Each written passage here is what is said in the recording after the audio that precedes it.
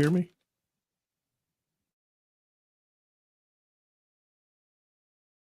Ladies and gentlemen, welcome to another episode of Late and Forever, brought to you by Roundtable Sports.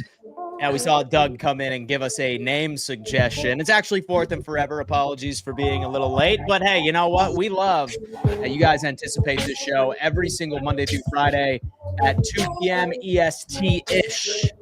Now, we have a lot of topics to discuss today. Some news across the NFL organizations, speculation of where particular teams are going to go in the NFL draft, and a hell of a lot more. Smash that like button for us if you haven't had an opportunity of doing so already.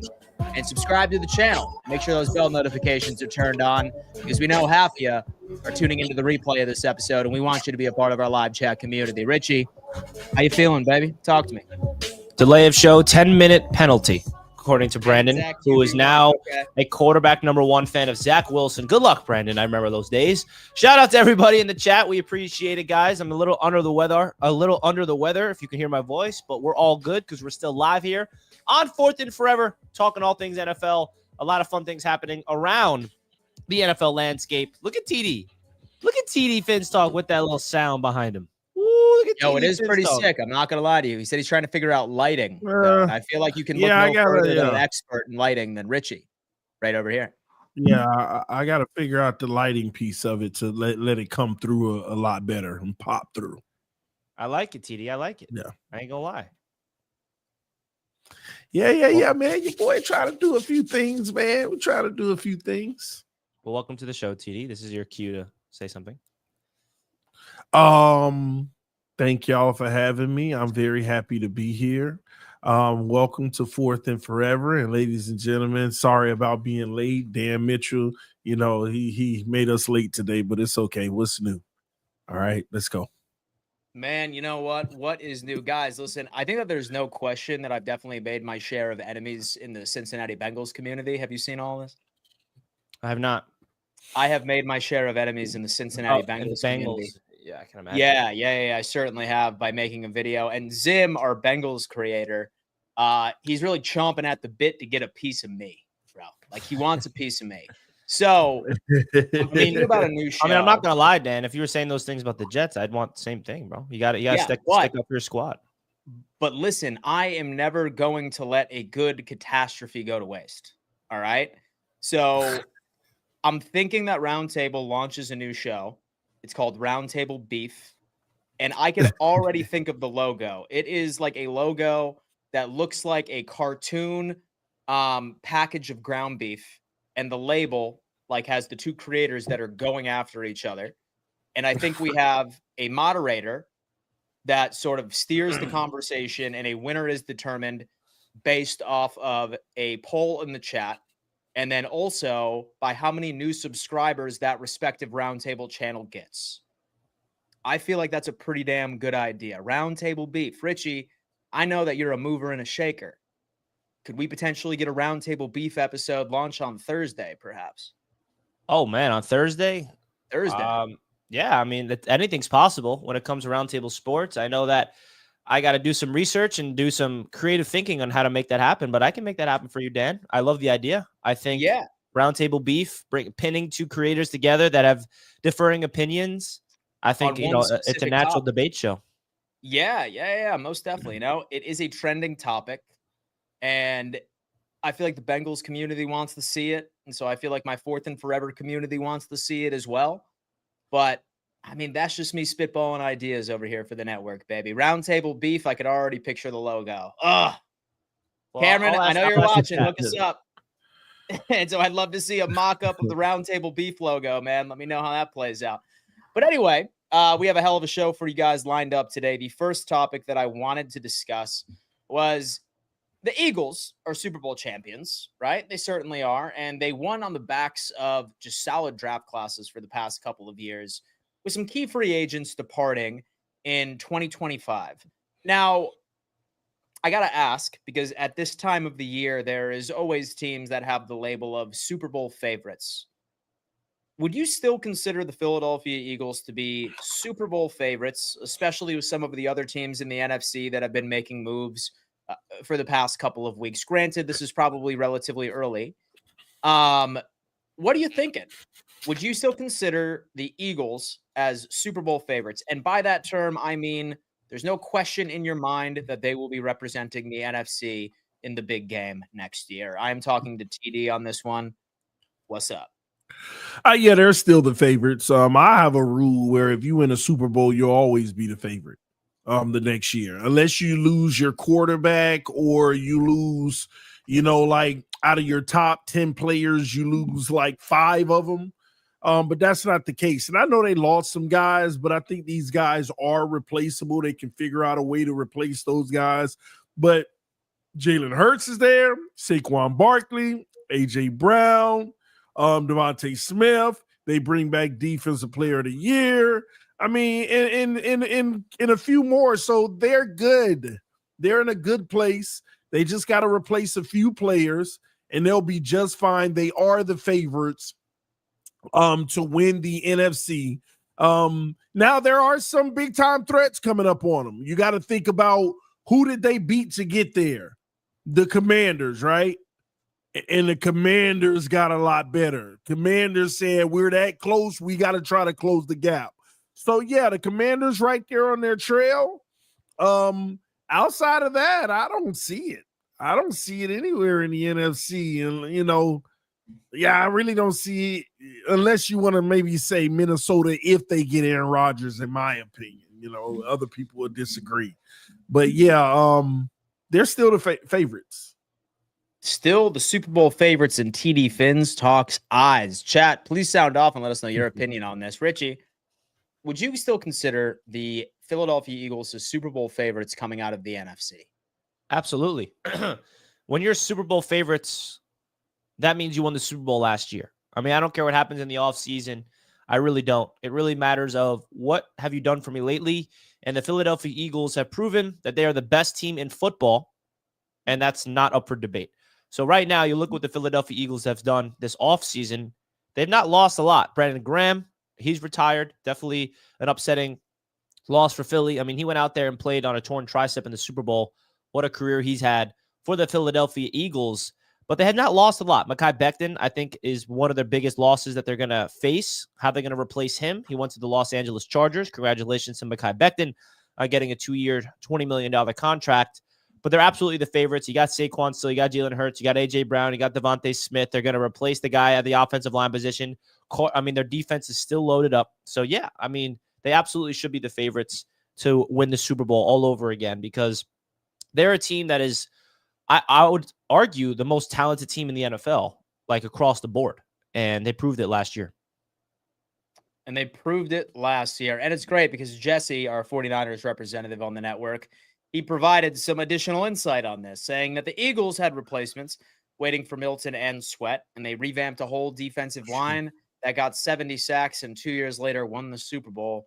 Howie Roseman is the NFL's best general manager. I agree. Especially look at it from like the replacements for Milton, the replacements for Sweat. Like there's an old generation of Philadelphia Eagles that's gone. Jason Kelce hung up the cleats. Brandon Graham just hung up the cleats. Like that's the old school Philadelphia Eagles. And now there's a new school here. And Jalen Carter, Mitchell, Cooper DeJean. I mean, Jalen Hurts, of course. Saquon Barkley, Devontae Smith. Like there's a new era of, and it's just good. And it just goes to show you when you have a good GM, you're built to be a winner every single year. Maybe you have a couple bad seasons, but it's all about refining and being good consistently. And that just shows you how good of an organization the Philadelphia Eagles are. Yeah, you know what? It's great because there are titles that are Super Bowl contenders, Super Bowl favorites and Super Bowl contenders. And we all know that it is very easy for a team to take massive jumps based off of a successful offseason, free agency draft included. I kind of want to switch directions over to talk to me about some of the Super Bowl contenders in the NFC. Who could potentially you see dethroning the Philadelphia Eagles and representing the NFC in the big game? Because I actually have a couple of sleepers that I think are pretty intriguing. For me, I think the obvious answer would be the Washington Commanders, right? Mm-hmm. Like they are really spending quite a bit of cash in free agency, and they are a draft away from really being able to trade blows with Philly would be very difficult for me to predict a one-on-one matchup versus both of those teams. I'm sincerely looking forward to it. Don't sleep on the LA Rams. Don't sleep on the LA Rams for me this year. I love the Devontae Adams pickup. I love how that they were able to bring back Matthew Stafford. The defense was showing quite a bit of promise last year with how young that they are, even the post-Aaron Donald era. And then obviously you have Puka Nacua coming out into his third year. Hopefully, obviously, he can stay healthy. If the Rams draft appropriately, I think the Rams are right there as well. And I love how somebody snuck in the Cowboys logo. Like that's even an opportunity. Richie. Hey, man, you never know. America's team. What are you thinking about NFC Super Bowl contenders that could challenge the Philadelphia Eagles next year? Yeah, you stole mine. The easy answer is Washington, but I'm not going to go that direction. I was going to say the Rams myself. I think Devontae Adams, that addition, they have a system. They have a culture there. They've had the same head coach for a long time. They've won a Super Bowl. Matthew Stafford's back. They've been drafting flawlessly recently. I mean, getting Jared Verse in the first round last year, and their general manager was actually just on the Pat McAfee show today, and I was watching it, and he was really interesting. He's been their GM since 2012, and I feel like they just have a good philosophy that I believe in. They have a championship pedigree, and I think the Rams are a team with Devontae Adams. I think that's a better replacement than Cooper Kupp. So watch out for that Rams team. I'm not going to sleep on the Lions either. I think the Lions, everyone's forgetting about them. Now they're going to be trash just because they lost on their two coordinators. Dan Campbell's still there. They didn't lose any talent besides Carlton Davis. Like, I really don't think any, in terms of the players, like their players are still there. So I'm not going to discount the Detroit Lions based off what they did last year as well. And then my sleeper is the Seattle Seahawks. I don't think it's Super Bowl contender. I know that's a little bit too much, but I think the Seahawks are going to be a better football team this year than they were last year. Fun fact, when it comes into overall scheduling, so the NFC West is going to be having an absolute cakewalk as far as the divisions that they are playing. It is the AFC South, and I also want to say the NFC South, and that they all have to play. And let me just add this. Isn't it wild that one team that has been one of the most dominant teams in that conference for, you would say, in a decade, you didn't even mention, and their logo is not even in this graphic, and that's Jesse's 49ers.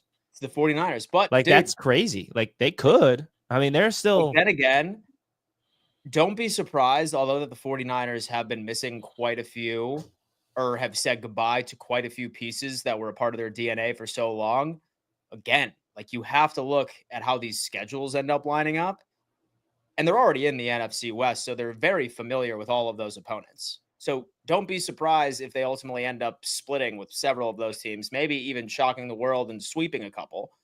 And plus, I'm pretty sure they're playing the AFC South and the NFC South this upcoming year. So the NFC West could have a sleeper winning division this year, surprisingly enough, but we shall see. TD, talk to us about your contenders in the NFC that could challenge the Philadelphia Eagles.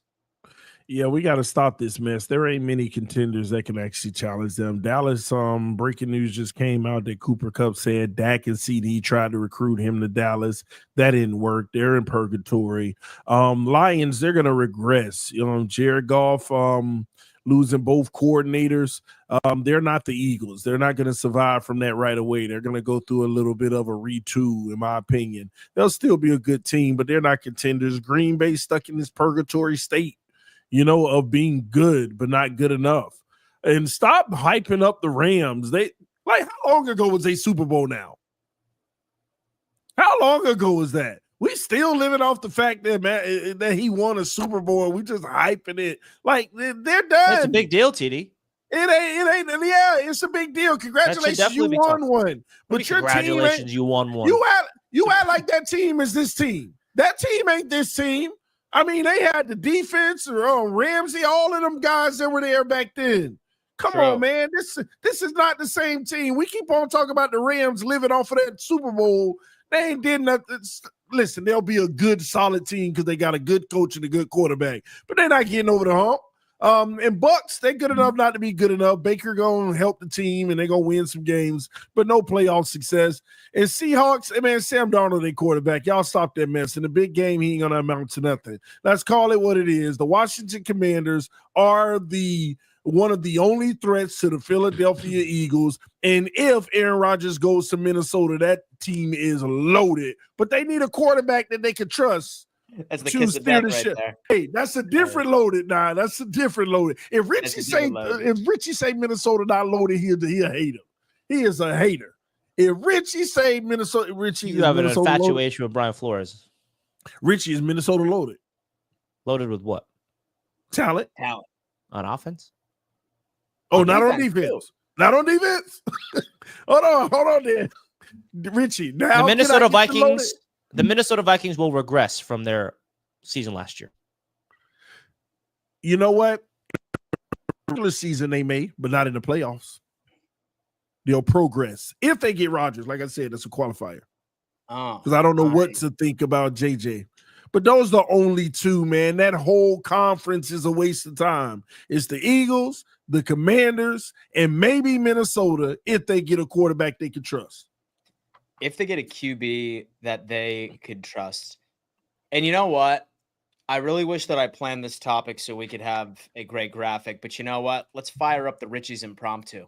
All right? Because I love a good impromptu. And I saw something that was pertaining to Justin Fields. And it sounds like, and reports are coming out, that the Pittsburgh Steelers offered Justin Fields almost an identical contract to the New York Jets. Yeah, we should have a nice graphic about this, man. And he decided to go with the New York Jets. So here's my question.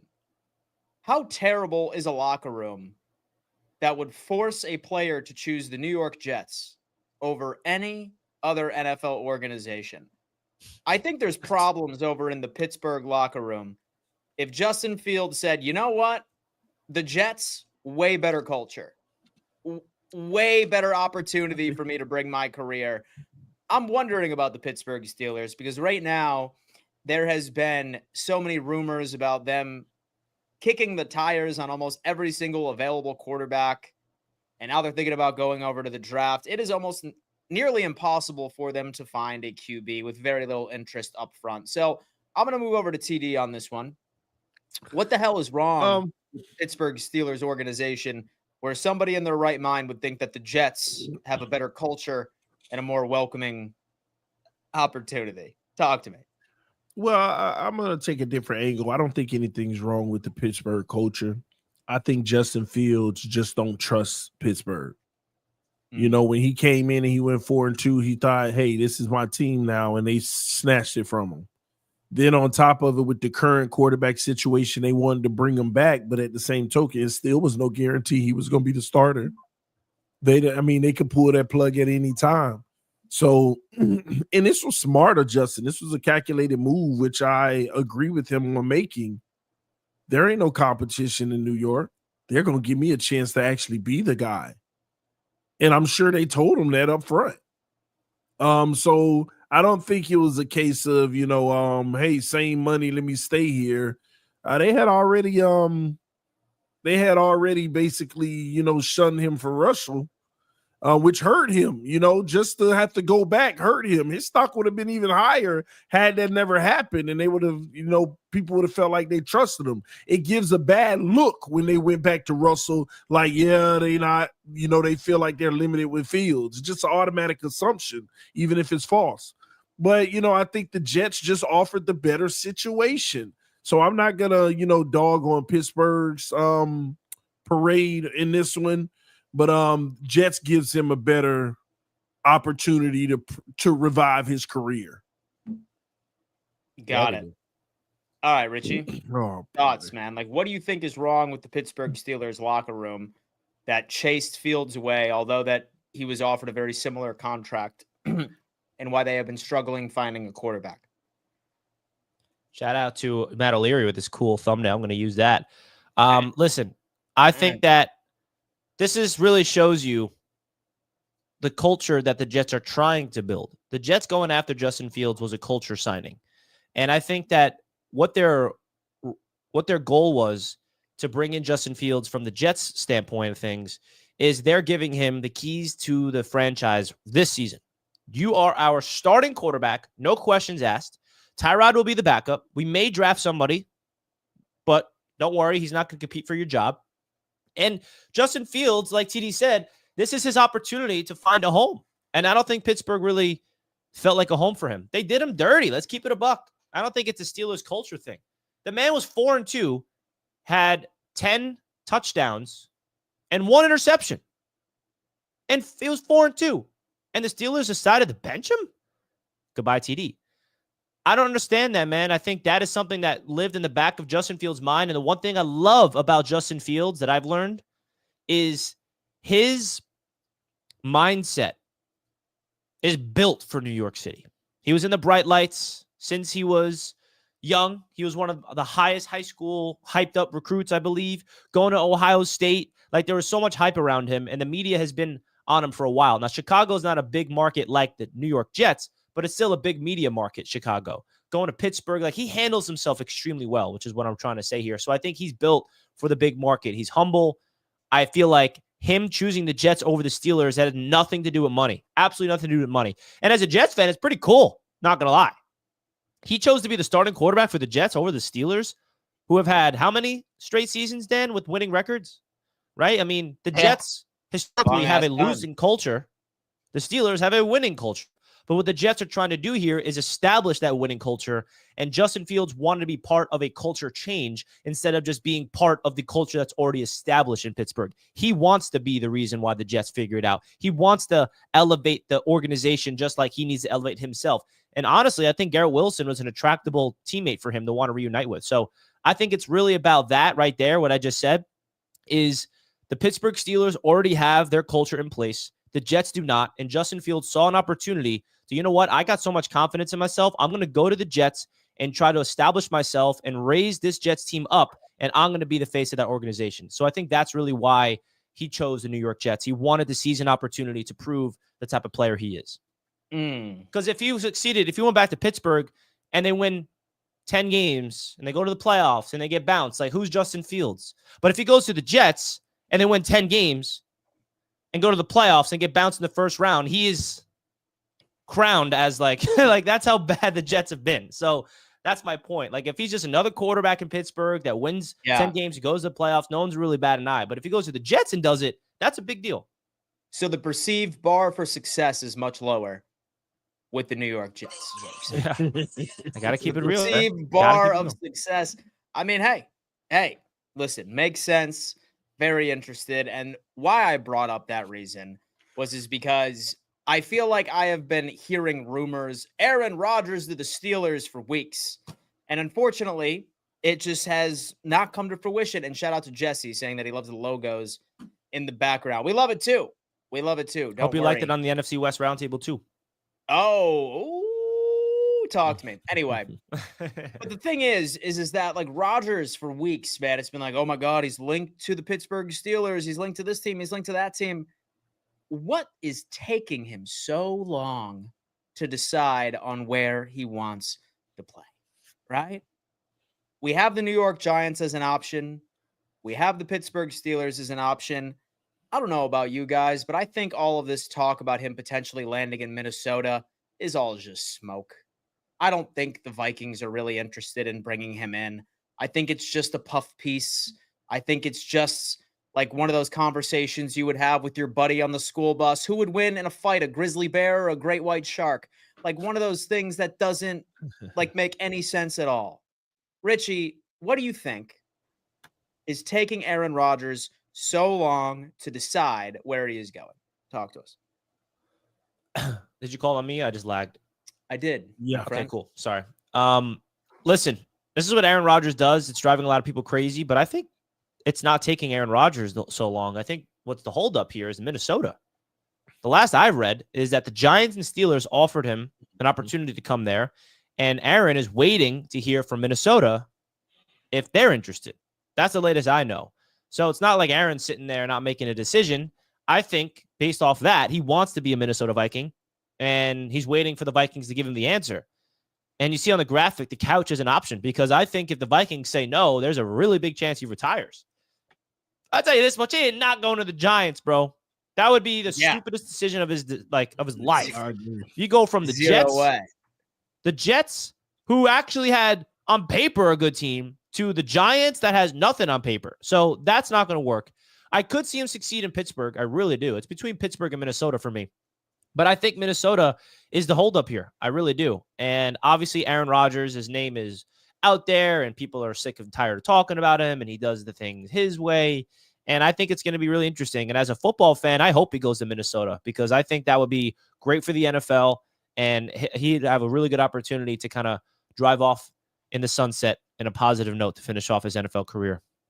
Absolutely. And right before we hear TD's take on this, we have a couple of super chats. Big Tizzle saying Texans winning the Super Bowl. Oh, look at that, baby. What I got from today's show is the Dolphins are cheeks. Leno TV. $2. That's true. Thank you actually, so much. I actually saw that. Tony comes in. He says, Dan, you know why I'm here. And then we have Danger Zone saying, Dan, why is Tony here? Oh, I got you. I got you, my friend. I got you. Tony. How about this time a couple of body shots for the boys? You know what I'm saying? A couple of body shots. Spam the Bob emojis in the chat, members. Hold on.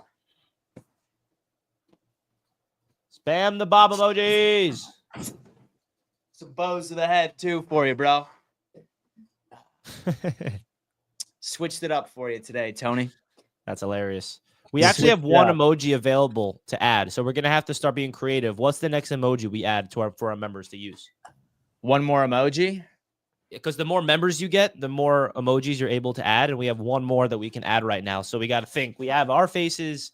We have the Roundtable logo. We have the AFC East. We got Bob. I don't know. Should we get a Glenn emoji? Yeah. We'll get a Glenn emoji. Glenn honorary, man.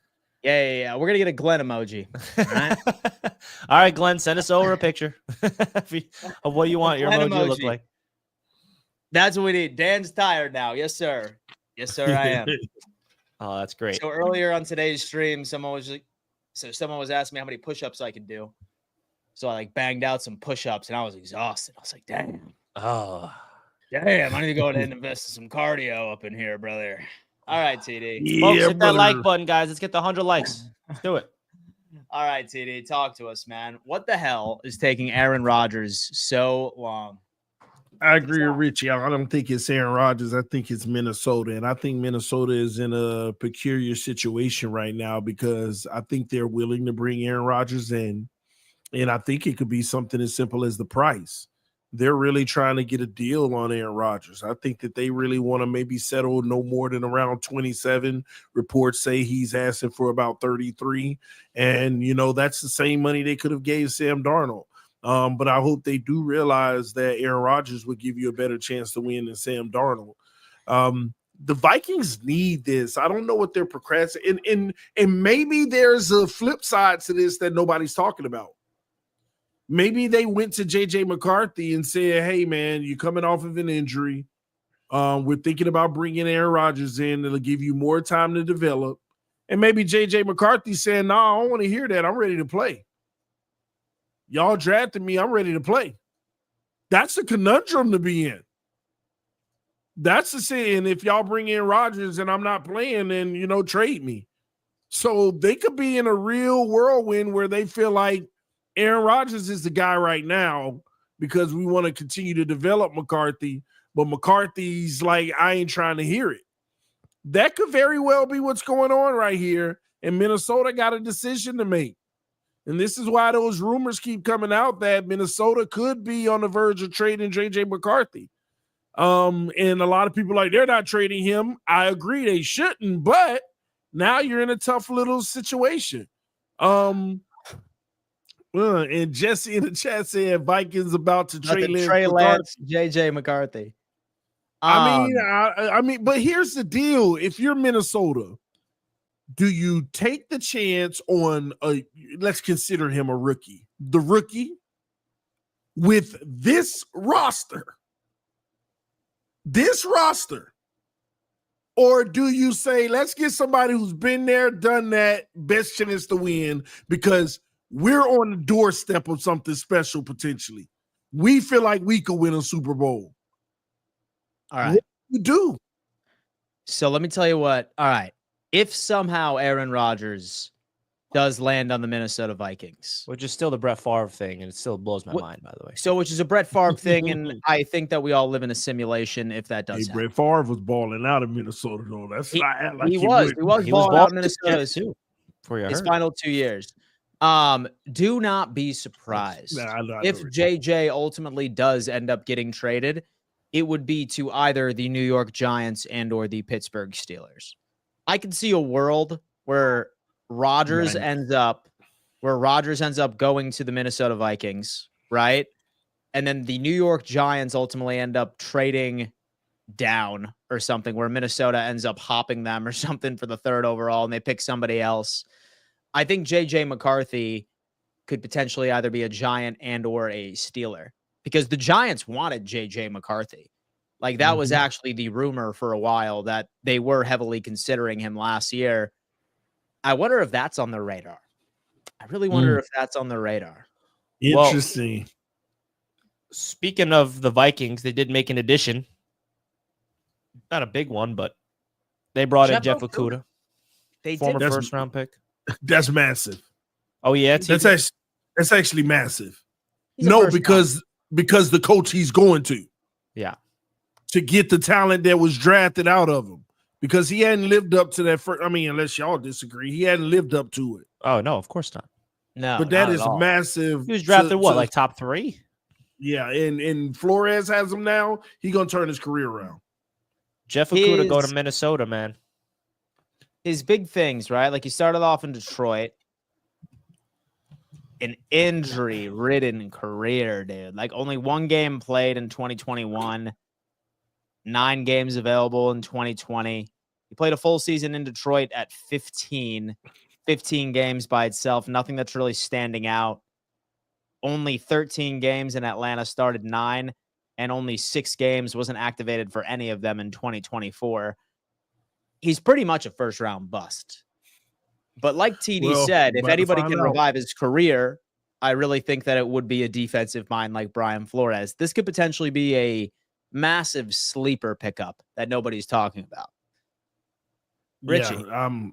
Yeah, I mean, listen, you talk about a player that was drafted the way he got drafted, did not work out in Detroit, went to Houston, injuries. I think that you got to give this kid another chance. He's still young. He's still got, I remember him coming out of college. I was excited about his potential, and he just did not live up to the expectation. Now he's in an organization that is proven to have a very good coach in place, and Brian Flores, Kevin O'Connell being the head coach the way that he is. So I think this is only a plus for the Minnesota Vikings. And I think that, going to a division rival to where he was drafted to, from Detroit now to Minnesota. I mean, you talk about the Minnesota Vikings, they definitely need some help in the secondary, and this is going to potentially bring that. Potentially bring that in and solidify the defense even more. A very high ceiling. He is only 25 years old, by the way, as well. Mm-hmm. He's not old. If he can stay healthy and can learn a system that perhaps plays to his God-given talents, watch out. And Minnesota's out here playing chess while everyone else is playing checkers. Talk to me on this one. Last Second Sports, Jesse. Cornerbacks often wash out of the league because of scheme fits. Exactly. I think he's finally finding a scheme fit. I hope he plays well. Scheme fits are absolutely insane. Yeah, I'm wondering if Kyer Elam will look like. I am wondering if Kyer Elam looks good for the Dallas Cowboys. Is he going to start for them? No. Maybe. No, stop there.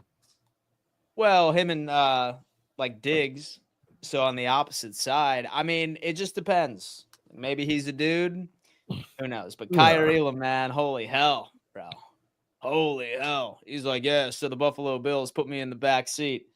That's because he got beat out by a 6th and a 7th rounder on the regular, brother, in training camp, right? So I think that you can have some self-awareness here, Kyer Elam. All right. But anyway, I got another impromptu. I love Richie's impromptus. We don't have a graphic for it, but we did have it on the list. And it is, I want to get your guys' thoughts of the Giants potentially going after this said quarterback. Oh. And that is, what do you got for me? Mr. Jameis Winston. Jameis Winston is he's meeting with the New York Giants. TD and I met Jameis in New Orleans. He was walking around. We asked him some questions. It was pretty casual. We're like, yeah, Jameis, who you got on the Super Bowl? And he was just hilarious, just talking to us. It was cool to have an interaction with Jameis Winston, not as like a fan, like, oh my God, dude, I'm a big fan of yours. It was just like, yo, what up, bro? Just how you doing? He's such a cool dude. Such a cool guy. I still got the pick though. So why did I miss that? What was I doing? You left. That was the day I left. Okay, so you saw Jameis walking around after I had already left. We left the convention center, Radio Row, and on our way to the car, he was just right there on the side of the road. And we're just like, yo, what up, Jameis? Yeah, you were slacking, Dan. Nah, bro, I had to get home, man. But Jameis Winston meeting with the Giants. What do you guys think of that? I mean, the Giants are such an intriguing discussion of what they're going to do at the quarterback spot. And Chad, do you guys agree that the Giants should sign Jameis Winston? Let us. Oh, wait, we got 5 gifted. First 5 gifted memberships from Travis. Travis, thank you so so much. That's big time. That is actually huge. Travis, very generous. Henny, Last Second Sports was gifted one. GTA, Mudbone, and Brandon all gifted memberships. Thank you, Travis. That is a value, by the way, of $25. So thank you very much. Thank you very much. Oh, there it is. There's Jameis, man. Look at that, man. Dude, look at that. He's a friend of the show. He's a friend of the show, folks. Yep. Look at that. TD, you're messing with my production, bro. Oh, I'm sorry, Richie. Sorry. So I'll be honest with you, right? I don't think that he is having conversations with the New York Giants to be their starter. I think that they are having conversations with this guy to be a backup, and a QB1 is obviously still an option for them. I do think that this does give us a sign that as far as addressing the quarterback position, it is going to be in the draft, or perhaps it is going to be for a shocking trade of J.J. McCarthy over to the organization. But listen, I've always been a fan of Jameis. I have. He's very entertaining. He lights up a room wherever he goes, but he's an absolute liability when it comes into ball security. All right. I think that they would have an increase, and I think the neighbors connection between the two would be interesting, but I don't think this is any more than solidifying the backup position. I would love for him to give another shot at being QB1, but again, I feel like I beat this topic down almost every other episode. Dable and Schoen are desperate to keep their jobs, and a move to make Jameis Winston your QB1 is not really something that would be making me feel very good about my job security going into 2025 and 2026. But intriguing move. We will see what happens. TD, famous Jameis on the Giants. I agree, though. You got some general managers and head coaches that's stuck right now. They're in a tough situation because they need to win now, and that's the Giants and even the Dolphins. So, yeah, I agree. I don't think he's you bring him in. And listen, man, everybody keep talking about Jameis Winston, but I'm like, man, Jameis is in line for the did he ink the big TV deal yet? No, I don't think so. It's coming. I think his future is in sports broadcasting. And I think that's what he's going to be focusing on. Why not, Richie? Why do you keep saying not yet? It could happen this summer. But what if he wants to keep playing? What if he's not ready to retire? It's that simple. If he wants to keep playing, but I think he's doing a heck of a job transitioning himself. When he is in front of a camera, he lights up the world. He's energetic. He's camera friendly. He's doing it all, man. And he's going to get a big payday being off the field. Why don't we sign him to Roundtable Sports? Let's do it. Let's do it, Richie. All right, guys. We're accepting super chats to that'd be dope to offer Jameis Winston to be our first Roundtable Sports athlete to represent us on a podcast. Yeah, dude. That was sick. Hey, that'll be a big acquisition. Listen, man, there's not breaking news. Jameis Winston signs with Roundtable Sports Network. That'd be funny. There's not a room he wouldn't be allowed in. But yeah, but I don't think the Giants would be the smart move to bring in Jameis Winston. Jameis Winston, obviously, at this point in his career, is a bridge quarterback and a leader. You know, that's good for a young guy. So yeah, Richie's right. Maybe if you do bring him in, you want to bring him in as a backup with the potential to start if your starter gets hurt. But I don't see that being a good option. If anything, Jameis Winston needs to go back to the Browns or something. He needs to go back to the Browns. Richie, would you like to add anything additional to this? Yeah, I mean, the Giants are so intriguing to me, man. There's a lot of people in that fan base that are upset that they won a few meaningful games because they want Cam Ward or Shedeur, and they're not going to be able to get them unless they trade up potentially. And I think Jameis Winston is a solid veteran that can come in there, but that's not their long-term answer. So I don't know. I feel for Giants fans right now because they're stuck in a situation that is really weird and interesting. Not to say the Jets are in a better spot because we're not, but I don't know. We'll see. Interesting. I'm excited to see where Jameis Winston ends up. Because how can you not like this man? Look at that guy. Damn. How could you not like that potential addition to the Giants locker room? You know what? Winston is greater than Tua. We have I don't know why the Dolphins are Jesse not bringing saying him. Winston greater than Tua. I mean, I would have took Jameis Winston in Miami. Now you got Zach Wilson. Don't you dare sleep on Zach Wilson. All right. And don't you dare sleep on Zach Wilson. All right, man. He's going to have a redemption 2025. I can't wait for Zach Wilson to light it up in the preseason to fuel the Dolphins fans' delusion in their minds that he's the one. He's going to kill it in preseason, bro. Just warning you. Yeah, most definitely. So, all right. Next up, the Cleveland Browns. All right. And why I bring this up is because Myles Garrett has been going on a media tour ever since he signed his contract. And with a very justified question, Myles, what the hell were you thinking? All right. Like, why would you do that? And it sounds like that he's had conversations, quote unquote, of who he thinks the quarterback is going to be or who the quarterback is going to be. And he said, I have a pretty good idea. Now, does this give us signs, right? Because I've seen a couple of people think outside of the box and think that maybe they were going with another key piece that was needed over in Cleveland. But it almost solidifies the fact that they're probably looking for a drafted QB to enter into the conversation. So I'm going to ask you guys, who do you think the Cleveland Browns will select with their first pick in the NFL draft? Will they go QB, or is Myles Garrett thinking about some potential other free agent out there? A reunion with Joe Flacco? Talk to us, Richie. Where do you think the Cleveland Browns are going with the quarterback position in 2025? Yeah, it's very intriguing. I really have no idea. That's one of those teams where they should go quarterback. Why wouldn't they? Unless they just don't have a high grade on one of these two quarterbacks at the top. But you have a chance to get one of Sanders or Ward. I don't understand why they won't get Sanders. I think that's where Shedeur is going to end up. As of right now, if I'm going to guess, they're going to take a flyer on Shedeur Sanders, and he's going to be a Cleveland Brown. But if they don't go that way, I mean, Abdul Carter's there and Travis Hunt. I don't know, man. The Browns are such an intriguing team to look after in the NFL draft. Now that they brought back Myles Garrett for that contract, what if they still go Abdul Carter though? And then you got two absolute. They're gonna ruin Shedeur. They gonna ruin Shedeur? Yeah, I don't think he'll be successful in Cleveland. Yeah, man. I mean, that's what I'm saying. There's a lot of options, and I feel like Abdul Carter was mocked to the Browns at number 2 in Mel Kiper's latest mock draft. So what if there's still an opportunity for them to go that direction?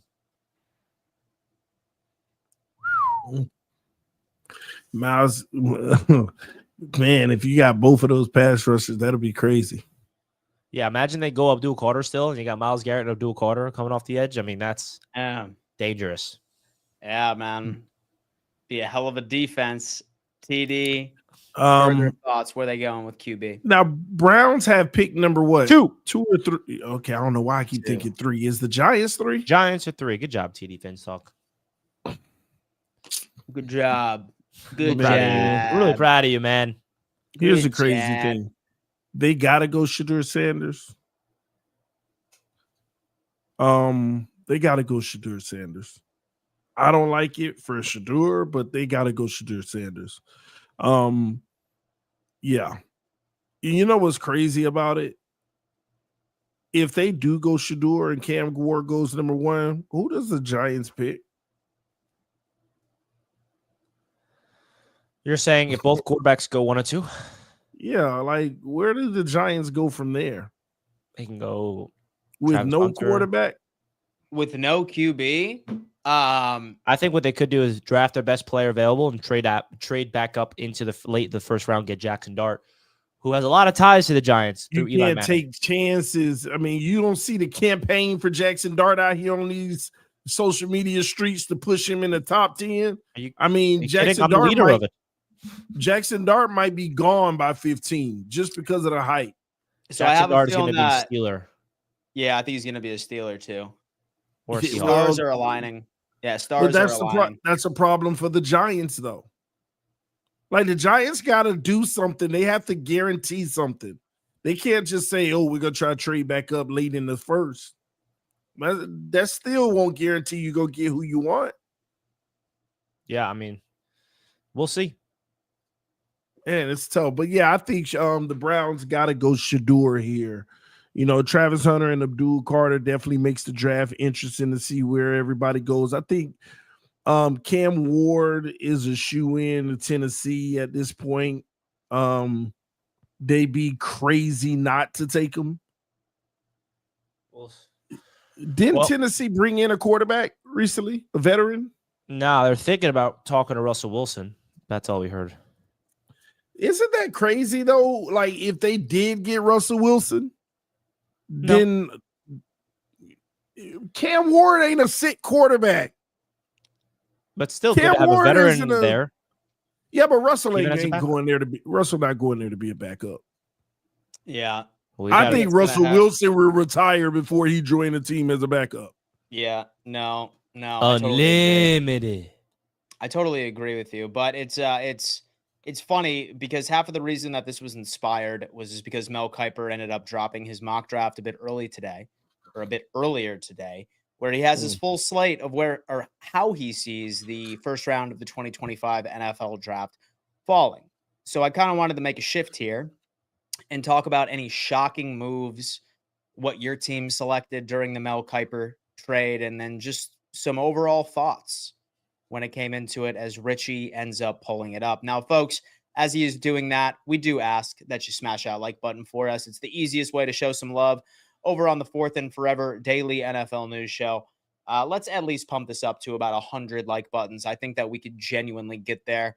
And for those of you watching the replay of this episode, it's very important to make sure you turn on those bell notifications so you never miss an opportunity to hop in on the live chat. Let's take a gander, shall we? Now, before we go into the mock draft, let me just remind you guys that Mel Kiper has Shedeur Sanders as his quarterback number 1 over Cam Ward. And I want to get your guys' thoughts of that because I think that's crazy. In the mock draft, he gets Cam Ward going number 1. But Mel Kiper has been saying he has Shedeur as a better quarterback than Cam Ward. And I think that's a pretty controversial take. He does have Cam Ward going number 1 and Shedeur going number 3 to the Giants. Okay. But your guys' thoughts on, and I'll start off with TD because I know you have a strong opinion on these quarterbacks. In chat, is there any world where Sanders will be a better quarterback? I disagree with him, but I know why he does, and it makes sense. I agree and disagree with them. I personally know that Cam Ward is a better quarterback, at least in my opinion. But the reason why he has Shedeur better, I understand, because Shedeur was able to put on display, proving more at the collegiate level. Cam Ward proved himself, but it was also a little easier. It was a little bit easier. He had a great O-line in Miami. I think that's where it comes to trenches. Cam Ward obviously can get out of pressure and extend plays, but he didn't have to do it as much in Miami. I mean, sometimes he was back there taking naps, man. Shedeur Sanders don't know what a nap is in Colorado. The most hit, the most pressured quarterback in FBS, I think history at one point. So he proved that he can manage pressure and still continue to push forward and drive through it and make something happen. And that goes a long way because guys like Cam Ward with these blitz packages in the NFL, there are going to be some new looks that he's not used to or not used to enough. and we don't know how well he'll be able to handle it. And that's why that unknown would probably put a Shedeur, higher, because we know how Shedeur is going to handle it. He's going to escape some, going to try to extend plays. And Shedeur, to be honest with you, just held the ball a lot too, trying to make something out of nothing, which is easily fixable. So I think that's why Mel believes Sanders is the more complete quarterback, because we know more. All right. I am double checking something because I am going to spin off of what Kenneth our Grant. good friend. No, I am going to spin off exactly what our good friend TD Finstock has had to say. So I think it comes down to the fact that Shedeur Sanders just has more experience at the quarterback position. Something I feel like a lot of people don't discuss is that Cam Ward didn't even start playing the quarterback position until he was a junior in high school. And that high school team specifically was a triple option offense. He averaged 12 passes per game his senior year. It was a run first sort of situation. He did well. And he ended up going into a great opportunity, right? Started off at Washington State, at least where he ended up seeing some considerable time. He was in college for a long time, from 2020 all the way until 2024. 5 years of college experience, which is actually pretty insane when you think about it. I think that when you look in to Cam Ward's resume as far as being able to play behind a very good offensive line when he made the transition into a passing offense, if you will, I think Shedeur Sanders just has a bit more of that experience, and he thinks that it transitions a bit better into the NFL, because Cam Ward, in my opinion, is going to be subjected to a pretty rough first rookie season when it comes into experiencing significant pressure, like not against as good of an offensive line. Like, say that he goes to Cleveland, he probably should be okay as long as those guys could stay healthy. But if Cam Ward were to be on the Giants, for example, I have a feeling that he would have like a Caleb Williams-esque season, because he would just need to go on ahead and make sure that those trenches could be built for him around the clock following seasons down the road. So that's sort of where I'm at. Now I do have a present for you. 49ers GM, currently at Pro Day watching Dylan Gabriel. Dylan Gabriel, the most least hyped quarterback in this class, I think. We do have a present for Dan Mitchell. What? A present? Yes. Are you ready for your present? Yeah. Are you sure? Oh, boy. I don't know if I like this. Beef! Woo! Beef. Hey, that's dope. Hey, man. Hey, that was pretty quick, man. Beef. This was sent to me like 20 minutes ago, too. I was waiting for the end to show it. Roundtable beef, man. Roundtable beef. All right, man. We're going to see if we can lock this down on Thursday. And the topic is that the Cincinnati Bengals are ran by a 12-year-old. Are you sure Thursday? That's our Draftaholic show. Is it? Yeah. Should we do it on okay, what I'll do is I will discuss with Zim and see how his schedule works out. I'm fine with making it either tomorrow and or Thursday so we can unpack the beef with a moderator and get this going, baby. It's a competition. Beef. Nah, that would be pretty dope, man. That would be hilarious. Oh, man. And you know what, guys? This show would not be possible without our proud partners over at Underdog Fantasy. Folks, Underdog Fantasy is hands down the best fantasy app on the market today.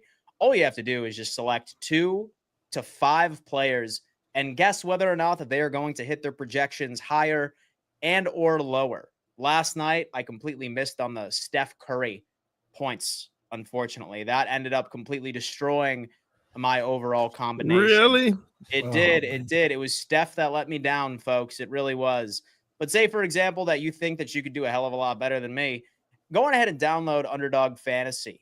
All right? It is the official partner of the Roundtable Sports Network at this point. And signing up, folks, with code RTS is going to give you a sign-up bonus all the way up to $1,000. And you're also getting a free pick. Now, we always say that you play responsibly during this. Definitely put in your best bet when it comes into it. But shout out to Underdog Fantasy, guys. Go on ahead and sign up. We are doing a jersey giveaway for everybody that is signing up for Underdog Fantasy. As long as you put your favorite jersey, a jersey that you would like to win, in the comment section, we are going to be selecting the winner on April 2nd. Just go on ahead and sign up for Underdog, RTS, your deposit, and comment, and you are good. Richie, what you cooking up, man? Talk to us. What are you cooking up? Yeah, man. I mean, LaMelo Ball going up against Atlanta tonight. I'm taking LaMelo on the higher there, 27.5 points. He's been killing it for them. Cam Johnson against Boston. That's an easy low. Sorry about that, Cam Johnson. It's a low number. Young under. And lower. Trae Young, I'm going to go lower on 42.5 points, rebounds, and assists. And then Jason Tatum is going to get lower than 3.5 points. 3.5 three-pointers made. And that right there, folks, a $25 bet will give you $250 or $50. We'll give you $500. So if you guys want to check it out, please consider clicking the link at the top of the chat. Download Underdog Fantasy and use the code RTS. Really goes a long way to the channel, folks. Really goes a long way. You can get a 50% profit boost as well on a lot of fun things. So big shout out. You can also get money just by referring a friend, which is an interesting thing they got. $10 hairs, baby. $10 hairs. All right, folks. Well, I'll tell you what, we cannot thank you enough for your continued support. Oh, look at that, Dan. So you need to stop wearing your shorts. People will figure you out saying Bengals run by a 12-year-old and Lamar does not deserve a contract. But Allen Oh, yeah, does. Dan, that was pretty controversial, your little TikTok today, saying Lamar Jackson doesn't deserve. Did you see that, TD? What Dan said today on TikTok? I was like, wow, Dan. What blasphemy is he had spewing? A graphic of the highest paid quarterbacks, folks, and he said everybody deserves it. He said Mahomes deserves it, Allen, Burrow, and then he listed over the other ones, and he went over Lamar Jackson and Hurts. I said Hurts. And he went over Lamar Jackson and said he doesn't understand why he got that contract because he doesn't have playoff success. Even though he's and his justification for Josh Allen is, he won MVP. Oh my gosh, Dan, you gotta stop this mess, man. When will you understand that haters are my target audience? You know what? I got you. Hey, well, we're feeding into it right now. That's the whole point. When will you understand that haters are my target audience? Your demographic. Man? So, Dan Mitchell, for your content, who is your demographic? Haters. Haters, man. The guys that hate me. That's precisely what it is, baby. It's precisely what it is. But and it's working folks, again, we cannot thank you for your continued dedication to watching Fourth and Forever. I always see all of the familiar faces, the familiar names in the live chat on a regular basis. We ask you to tell a friend, right? If you know somebody that loves talking ball for 1 hour a day, Monday through Friday at 2 p.m. EST, please let them know about Roundtable Sports and also let them know about Fourth and Forever. We are doing some big things over on this network, and we cannot wait to continue to be giving you guys some wonderful, wonderful programs in the future. Richie, what would you like to say to the audience before we let them go? Thank you guys so much for tuning in to another episode of Fourth and Forever. We got a lot of fun things coming your way all off season long. Hit the like button on your way out, and we'll see you guys tomorrow. What you got, TD? Man, great episode. Listen, man, I'm like a lot of people, I'm waiting to see where Aaron Rodgers ends up. I think that's going to be real interesting, and the draft is on the way. We got to start doing some mocks too. We got to get into some mock drafts right here on Fourth and Forever as well. So I'm excited. Thank y'all for tuning in. Oh, man, guys, we appreciate you once again. Smash that like button, subscribe, turn on bell notifications, and we will see you tomorrow. Same time, same place. Peace.